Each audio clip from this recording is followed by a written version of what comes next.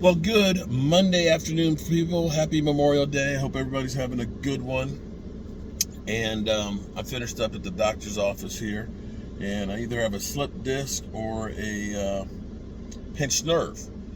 Either way, the treatment's about the same.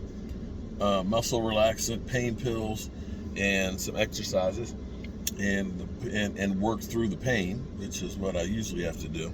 But I just wanted to double check and make sure. At least I got the muscle relaxants.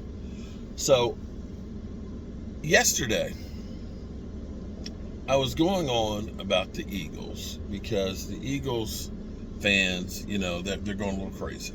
They're going a little bit crazy, and their outlook for their team. And I kind of made fun of a dumbass comment yesterday. An Eagle fan was talking about how the Cowboys shown that they couldn't play with elite teams, that they basically only beat trash teams.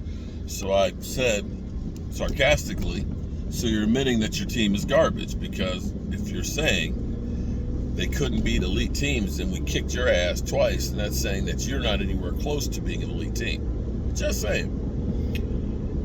Well, I'm glad to say, because Eagle fans keep saying that I'm scared of them. He's always doing videos. This ought to be an Eagles channel. Blah, blah, blah, blah, blah. Well, the reason being that I talk about the Eagles is because we have to play them twice. They're our competition. I believe they are, other than us, I think they're the best team that we have in the division. Okay? They're the ones that you have to worry about. And since their fan base is always here, of course you're going to talk about them. Now you have to understand, I am a Dallas Cowboys YouTuber. Hence, that means I am a Dallas Cowboys homer. In the same way, Philly 500 is an Eagles fan. That's an Eagles homer. I don't understand how Eagle fans think they're going to come on here and I'm going to say the Cowboys suck and agree with them and everything else. This is a Cowboys channel. And the reason I respond is because you guys are here. If you weren't here, I wouldn't talk about you. That's why I don't talk about the Giants very often. That's why I don't talk about Washington very often. But here was what's funny. I get glad to say there is some sign of life from the Washington Commanders fan base, because we had a Washington Commanders fan trying to help out the Eagles.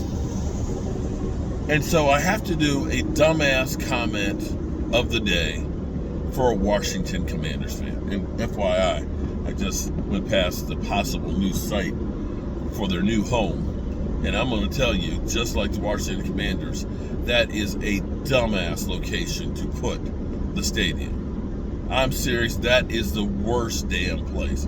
If you've ever had to go from D.C. to Woodbridge during rush hour, you know exactly what I'm talking about. To put that mother humper in Woodbridge shows how stupid that fan base is. There's no metro, no mass transit there. There's nothing but Interstate 95, and it will be a parking lot. And if it happens to be a primetime game, although they don't get too many primetime games in Washington, it's going to be a nightmare. Be that as it may, the dumbass comment that I got from a burgundy and gold something or other,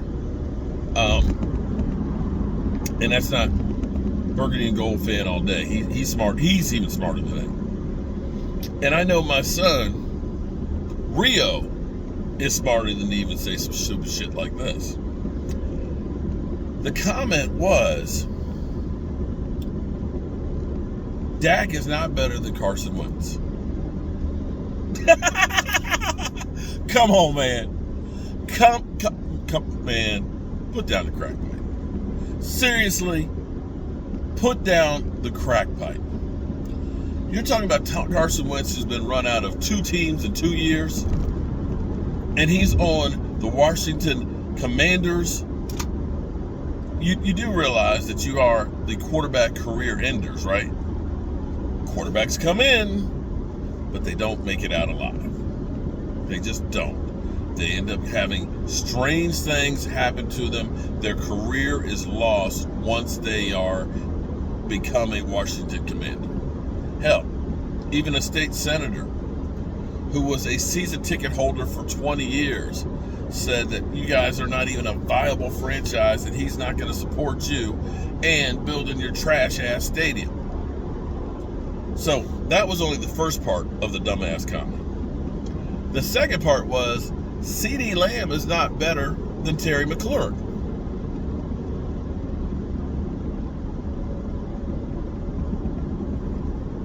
Okay. And then third, that D-Law is not better than Montez Sweat.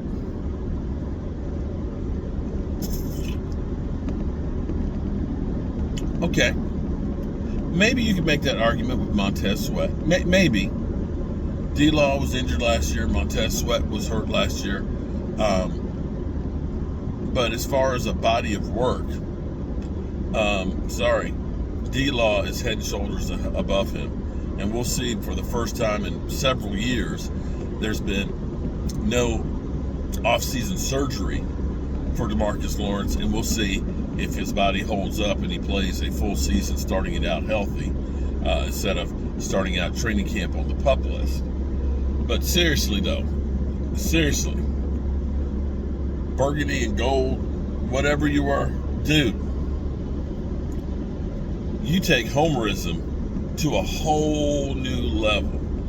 I tell you, I love this revisionist history of Washington fans being so in love with Carson Wentz and how good Carson Wentz is.